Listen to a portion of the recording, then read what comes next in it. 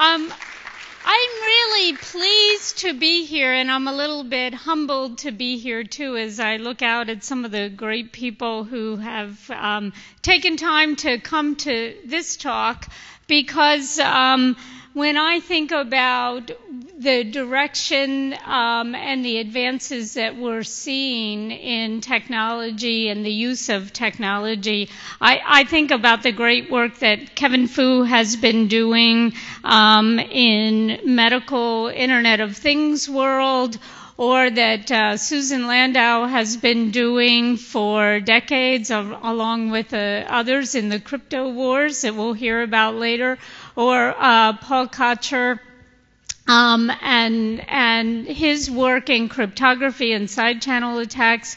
I think my friend Simpson Garfield stepped out, but great in privacy. So as I think about this, and I think about you, the folks in this room, I decided not to use slides today, and I want to start out with a question for the audience. And for those people who know me, I always have a question or two for others, because I sometimes feel like the student when I come and speak on stage, so it's always good to be able to take away and learn something. How many of you all would consider yourselves computer scientists, computer engineers, something in that ilk? Hand raise. So it looks like almost everyone in this room has some sort of an affiliation in the computer science, computer engineering, electrical engineering space.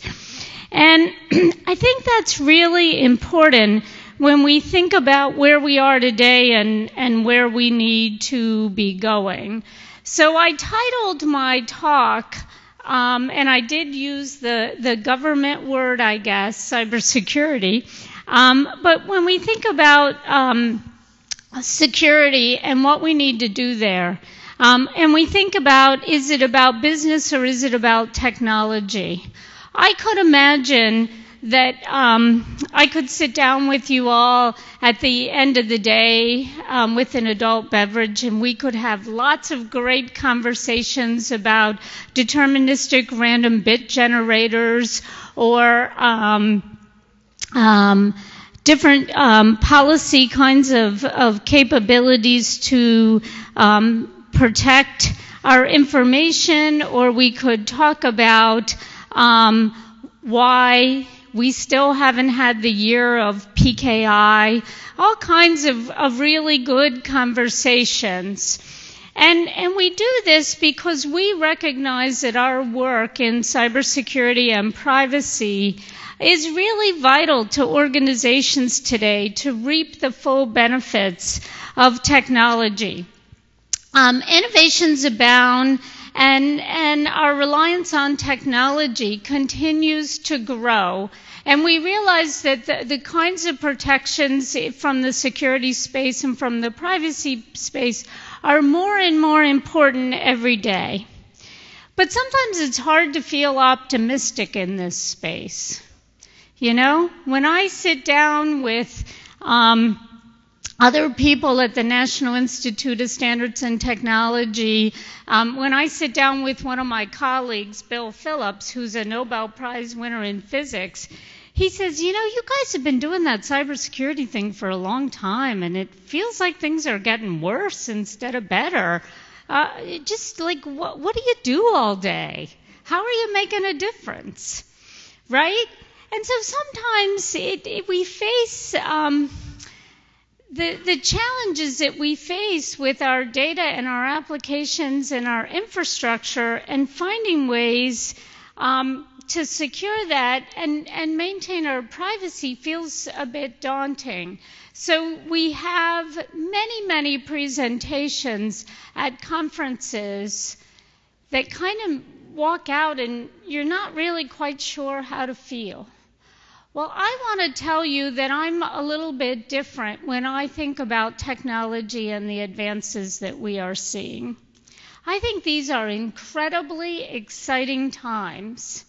And when I think about okay, so 30 years ago when I started in this space. And I think about the changes that we have seen in technology. I can remember when I got my first laptop at NIST. It was like a sewing machine. Does anybody remember those? A few people do. And if you carried them home, you were just too exhausted to work because you had to lug it so far. So you said, maybe I won't take this home anymore. And we have more power in our watch today than what we did in those luggables. So lots of really, really exciting changes have occurred in the technology space over the last 30 years. And I think what we've seen for the past 30 years is nothing to what we're going to see in the next 20 years in this space and the changes that we're going to see in the advances in technology. Now, the pessimistic side can say, oh gosh, from a cybersecurity perspective, when I work with my other government colleagues, they want to shut down some of those changes and not recognize them and hope that they don't exist. And frankly, I think for some of them, they have much bigger challenges. If you think about some of the things that we're seeing in terms of technology capabilities for like implantables and things like that, and you think about going into secure spaces and how are they going to be able to tell, the good guys from the bad actors in those spaces. So there really are some incredible challenges that we see, but if we look back as to where we've been in cybersecurity, where we are today, and we think about some of the common themes, it might really help us in terms of where do we need to go in the next 20 or 30 years. So we can see great advances in phones, and yet we heard a presentation by Dr. Anderson about how that technology can also be used by the bad actors. When we think about some of Kevin Fu's great research in medical IoT devices, where you have infusion pumps that had never been hooked to the internet and now they are, and the bad things that can happen, again, we have those discussions about how to patch those machines or how to stop this from happening or stop that from happening. And it's always about the technology. Or we have questions about what is cyber warfare. But we don't spend enough time thinking about how good cybersecurity or good security can be good business, and good business is really good security. And what do we need to do to get there? Well, from the lens of the National Institute of Standards and Technology, we do think about that. We are an agency under the U.S. Department of Commerce, so we're one of the only U.S. federal agencies heavily involved in cybersecurity, where we're not coming from that national defense perspective. We're really coming from that national economic perspective. And as we think about our work, sometimes people think about us as the technology folks or the crypto folks. Sometimes those folks who write the control catalog that's impossible to meet, or really our work since the early 1970s, when the NIST program first got started in what was then computer security, has always been around the lens of risk management. And in the computer security space, in the security space today, even today, we often have a debate about whether risk management is the right lens. Should we just tell these people to do these things? Should we design a system so that the user can't do this or can only do that? And from the NIST perspective, we've kind of been fighting an uphill battle since the 70s about this look at risk management and how you can help people make good risk management decisions as a fundamental for good business. So we do have a very strong technical research agenda at NIST, and I don't want to undermine that with my presentation today. Our work in cryptography is well known throughout the world. Today, we have a program at NIST overall in quantum computing, so we're working closely with our physicists on quantum devices. We're working closely with our mathematics program at NIST, looking at quantum information. And out of this is coming the work from my area in quantum resistant cryptography and how do we have appropriate standards for that.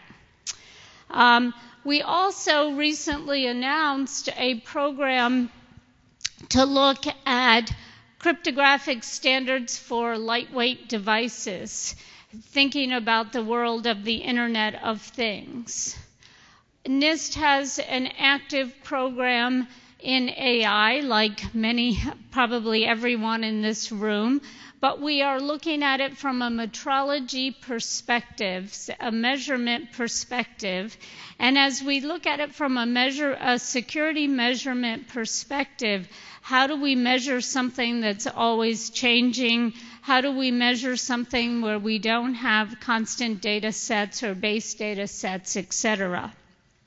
In the NIST security program, we are also doing a tremendous amount of work on metrology.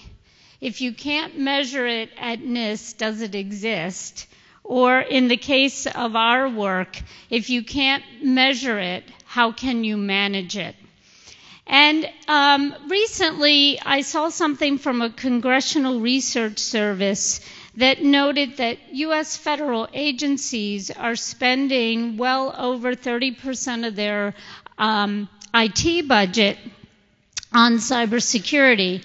And certainly our work with critical infrastructure, we see the millions and millions of dollars that people are spending on cybersecurity. But getting back to this technology versus business question, when you go into a room with an executive, how can you tell an executive that how can we ensure that we're getting what we pay for? My boss used to ask me, if I put $1 in for security, how do I know that I'm getting $1's worth of security out? And I think we still struggle with that. I think sometimes from a technology perspective, we think about the technology first and foremost. But we don't think about the business side and what we're putting in and how can we measure its effectiveness from different kinds of exploits all the way up the chain to a monetary standpoint. So NIST, through its lens of risk management, really manages its research agenda, its research portfolio. And as we've done this, we've been working on the risk management framework for U.S. federal agencies for over a decade. And we had through an executive order with the previous administration, we were asked to do a framework for improving critical infrastructure cybersecurity. Yes, you can tell the folks in Washington wrote that executive order. But we've lovingly refer to this as a CSF, at least I do. And the framework took a look at all of the good standards and best practices that are out there. We took a look at different risk management strategies, and what we realized is that very often they stopped within an organization to those people who were the designers, the engineers, and the builders. But we didn't give any tools for executives to think about cybersecurity or security of technology. So with the CSF, we came up with 5 high-level words: identify, protect, detect, respond, recover. And these were words that you could have a business conversation around as well as a technical conversation. And I think, again, that through that exercise, both nationally and internationally, more businesses, more organizations started thinking about cybersecurity as part of their overall business program than ever before. There's been some research done that said somewhere between 30 and 40% of all companies in the U.S. have adopted a risk management approach for thinking about cybersecurity, and they've integrated it into their businesses since the development of the CSF. So we created a conversation where good business becomes good security, and good security is good business. I think we need to continue to work as we're building out technologies to think about not just the technology itself and not just the way that we are going to use it. I think we need to consider privacy engineering. NIST has come up with characteristics to capture privacy engineering capabilities, because lots of organizations have talked about their commitment to privacy until you get in a room with engineers and developers and they say, yeah, I have no idea how to take those good words and actually implement them into outcomes that can really achieve privacy for my organization. So our characteristics of looking through a privacy lens of predictability, manageability, and disassociability, we may not have the perfect framework there, but we are starting a conversation with both business and technical experts around these themes, and we've got to continue those sorts of conversations. Not when I say we, I mean the collective we in this audience, not just NIST. NIST is going to continue its work in privacy, so in terms of our risk management framework and controls to support strong cybersecurity risk management, we have incorporated privacy controls in our latest editions of our activities. When we do risk assessments, we are working on methodologies that bring both security and risk management and privacy together.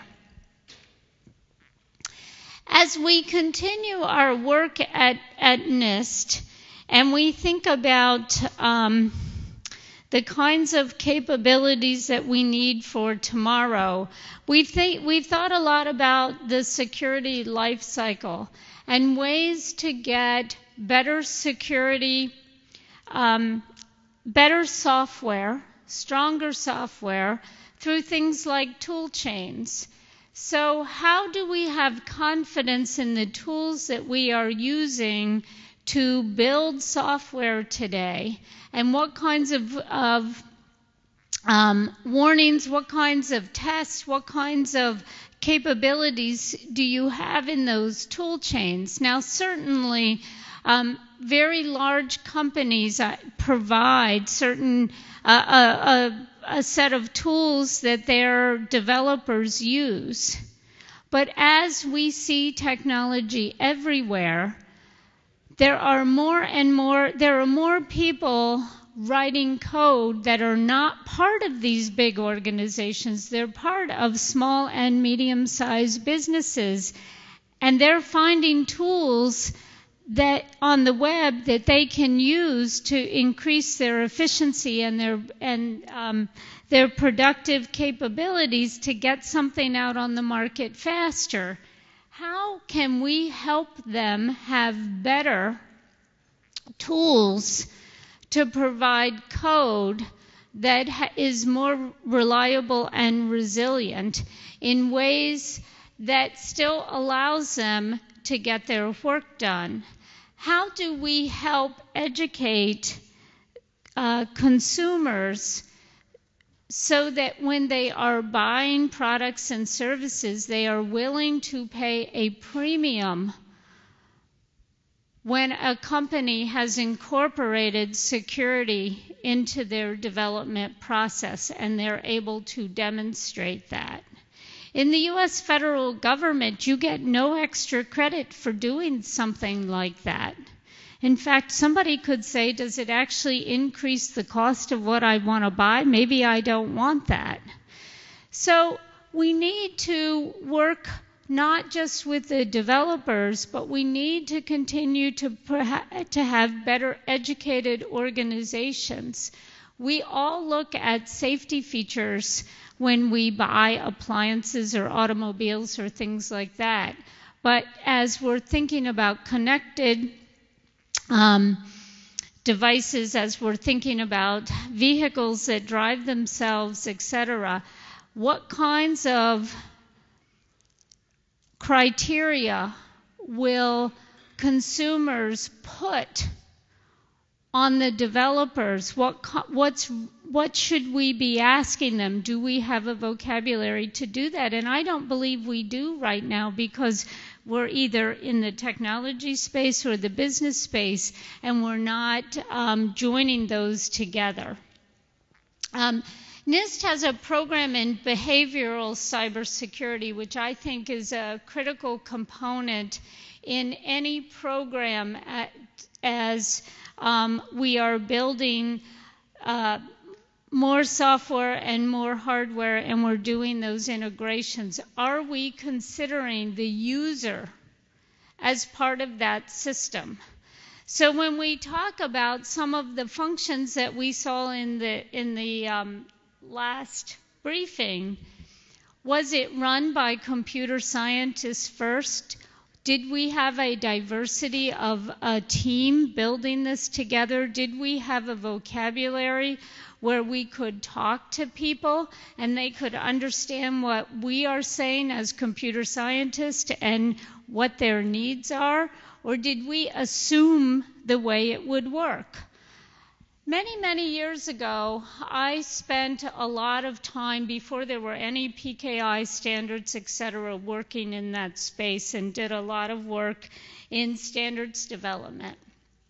And every time I see, when I'm sitting at home, something that comes across the screen that says, "Your certificate is expired, what would you like to do?"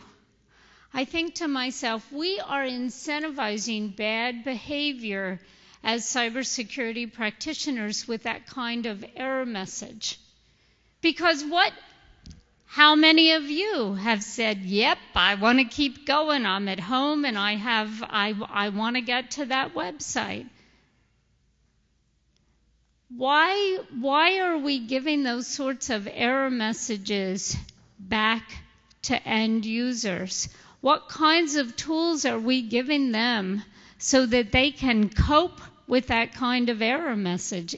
Does it have any meaning to them? I don't think it does.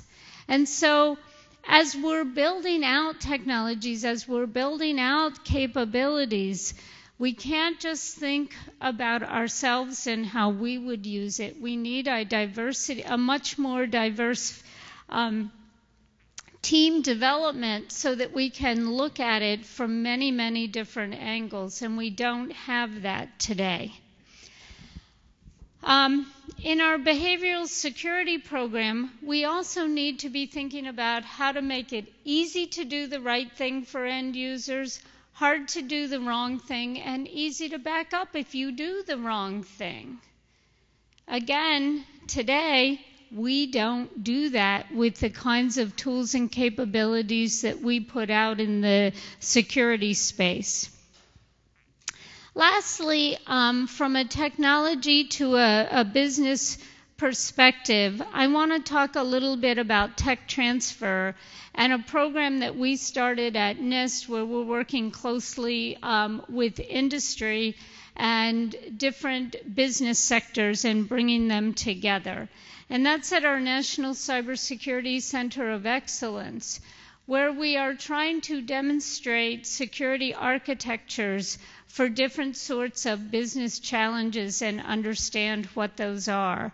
So we worked with experts like Kevin Fu, but we also brought in many of the infusion pump folks from a healthcare perspective, as well as folks from hospitals, to think about how these infusion pumps are used, and when they're connected to the network, what does that mean? How do we put security controls around those infusion pumps in ways that allow them to do their main job and not get in the way, where we think like the business developers, does this mean I have to take this back through FDA testing? What kinds of features can I put in place where I'm not jeopardizing safety? How do we do this with real-world products and services? How do we take the good standards and best practices that we all want to see people use and put them in place from a business environment perspective where the users are sitting side by side with us, and we publish these architectures, we publish these capabilities so that other organizations can pick them up and use them. Are we saying this is the only way to do something? No. Are we saying that this is a way that met the business objectives first and provided these security capabilities? Yes.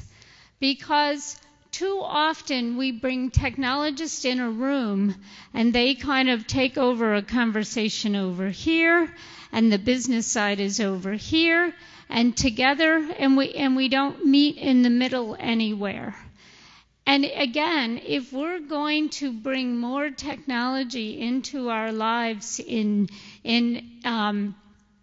ways that provide tremendous benefits as long as they meet some of these security principles and that we think about privacy, we can't just talk to ourselves. We can't just talk to security people who think about security first and foremost. We have to have more diversity. We have to have better teams. We have to be better listeners. We have to stop getting them to think about our vocabulary. Anybody think about we're doing a project now, and this at the center, and one of the security engineers was talking with me about it, and it's something in the medical field, and he was talking about PACS systems. Well, I've done a lot of work in identity management over the years, so for me, the acronym PACS was Physical Access Control. That's what a PACS system is, right? So we're having this conversation, and it's making no sense to me. So 5 minutes into it, I said, wait a minute, what are we talking about here? The healthcare community thinks about PACS as picture archive systems. They're the radiologist of the world. We can't write, and we can't give them tools that use our vernacular. We have to do it in ways that meet what their world is. And too often we want to talk with them about expired certificates and what those certificates and why this is really a bad idea. So we have to get much better at coming together with these different infrastructures and understanding those infrastructures first, and our world has to enter theirs, not the other way around. I think this is critical if we're looking ahead and we're really going to make changes in the space of technology that has the security and the privacy principles that we're all striving for in this room. And the last thing that I wanted to spend a few minutes talking about then, of course, is workforce. And the workforce in the cybersecurity space, in the security space, there are over, I think, 30,000 open jobs today that we are not filling. But I think the way that we're teaching material and the way that we're demonstrating outstanding success in this space needs to broaden. So if Cybersecurity Awareness Month is coming up in October, and I've already received six invitations for regional attack and defend kinds of conferences where students come in. And as they're doing red teaming, as they're playing capture the flag, I look in the room year after year after year, and I don't see any diversity in these rooms, or very little diversity. And I think to myself, would I have been interested in a red teaming event only? What other kinds of tools, what other kinds of ways can we reach people to demonstrate the kinds of analytical skills that we need in this field? Because I think we're attracting a very important segment, but a very small segment of the kinds of diverse teams that we need as we're putting technology in every aspect of our lives. So what other kinds of programs can we provide to students so that they can demonstrate, again, the important analytical skills that we need, the important coding skills that we need, the important capabilities that we need in order to tackle these challenges? The kinds of competitions that we run across the country today are good competitions, and we should keep those. But they alone are not enough. We have to do more to have a prepared workforce in this space. NIST is hosting a workshop, an annual conference as part of our National Initiative for Cybersecurity Education, is coming up in the November timeframe. And I keep asking for a conversation about the skill sets that we need and the ways that we can measure those skill sets and encourage people to adopt those sorts of skills. So we've done some things around workforce so that you can see the kinds of skills, but to really be able to demonstrate them, I feel like we need better ways to do that, and more ways to demonstrate the kinds of skills that we are looking for. So again, as we stop and think about business, as we stop and think about technology, as we stop and we think to ourselves, we've been in this game of whack-a-mole for 30 years, how are we going to get out of it? Certainly, I believe R&D and standards are an essential way to help us, but I think we have to have humans as part of the equation, and I think we need much, much greater diversity in the space, and we have to stop thinking about people coming into our world and our way of understanding. And we have to broaden our perspectives greatly if we're really going to achieve the kind of national economic base that this country can have around the use of technology. The use of technology to help us in healthcare, the use of technology to help us in financial services, to have better energy conservation, to have, I'm all about self-driving cars because I drive from Pennsylvania either to Gaithersburg, Maryland every day or into D.C. So I would love to have these kinds of tools to be able to use to improve the quality of my life. But in order to get there, we have to think around the edge cases. And that doesn't just mean a degree in computer scientist. We need to have more social scientists at meetings like this. We need to have attorneys and people who understand policy to be participating with us, even when we're building technical solutions where we say, what would they offer? Those folks need to be at the table.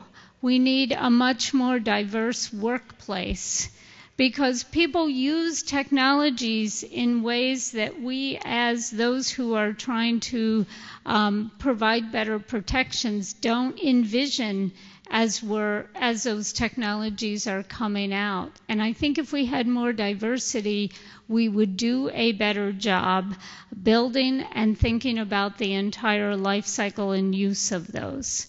So we need to make cybersecurity as an important goal for better business, and we need better business to have cybersecurity as a foundation. And with that, I'll take some questions.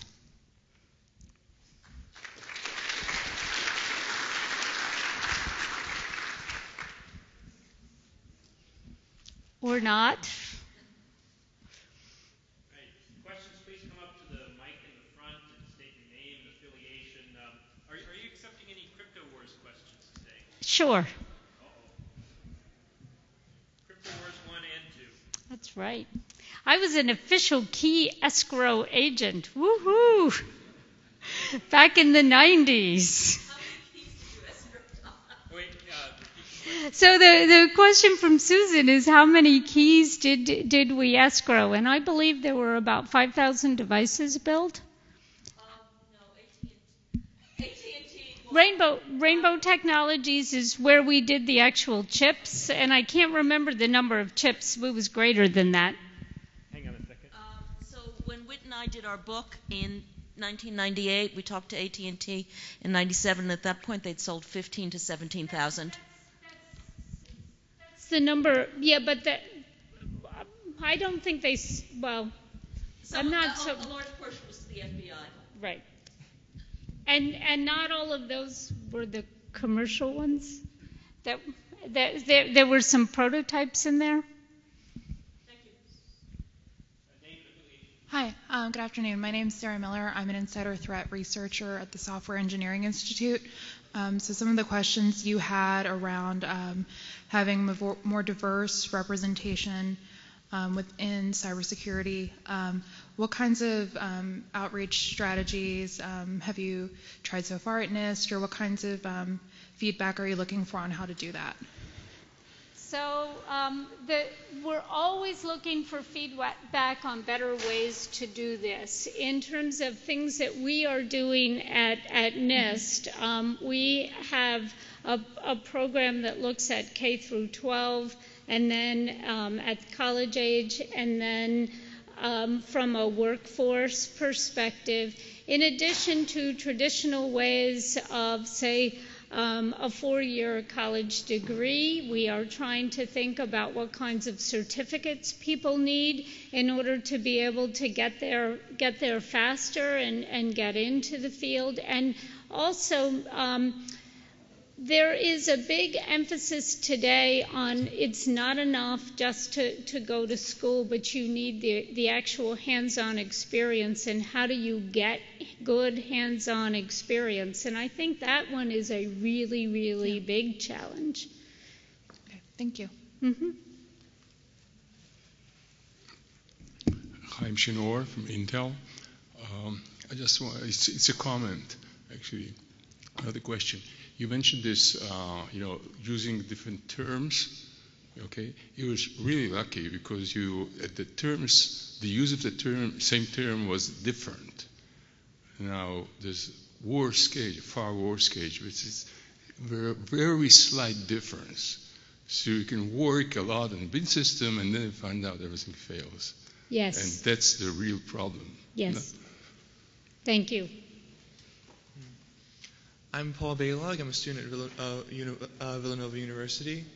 I'm sorry, from where? Villanova University.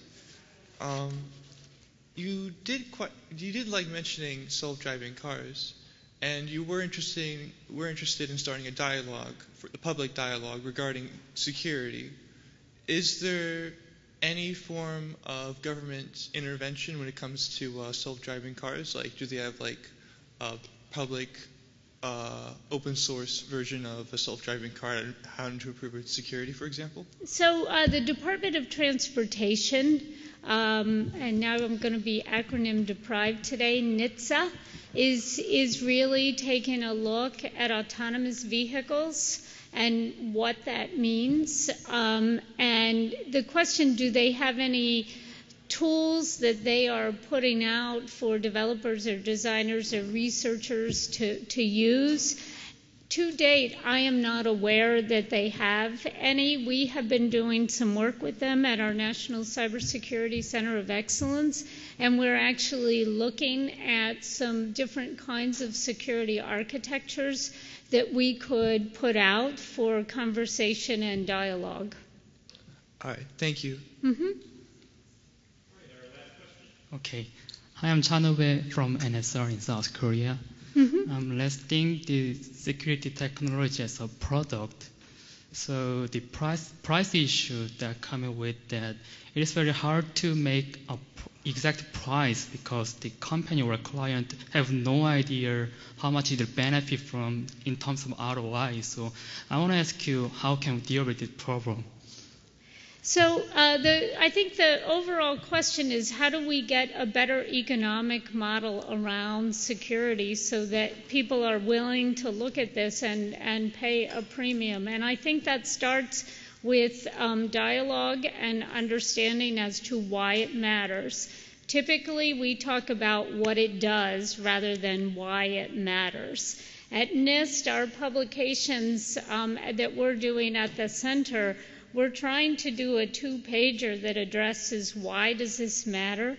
That's so much harder to write than what we did and the technology piece of it. One of my colleagues in the audience has helped us with that, and to get that quick snapshot and to be able to say to a hospital chief financial officer who's looking at buying a new capability, and they can quantify how many people they're going to be able to detect this disease when they buy this device.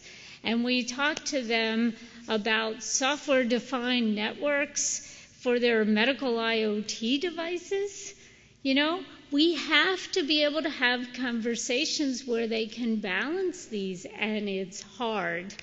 But I think one way to help doing this is to be able to show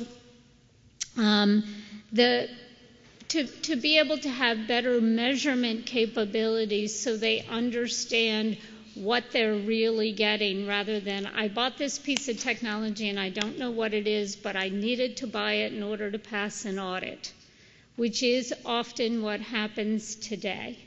If I put this in, I get the check the box, I'm good to go, and we can move on, and I can focus back in the world where I am comfortable. And I can imagine that this kind of talk and this kind of conversation is not something that you typically get at USENIX. One of my first meetings, one of my first conferences that I got to attend was out in California at one of the first USENIX cybersecurity symposiums, and I thought it was like the greatest thing in the world.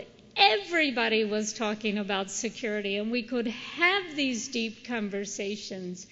But I think we've gone a little overboard in our community and not thought enough about the balance, which is a reason that I was pleased to be invited here, but not sure if this is what the audience really wanted. Yes, sir.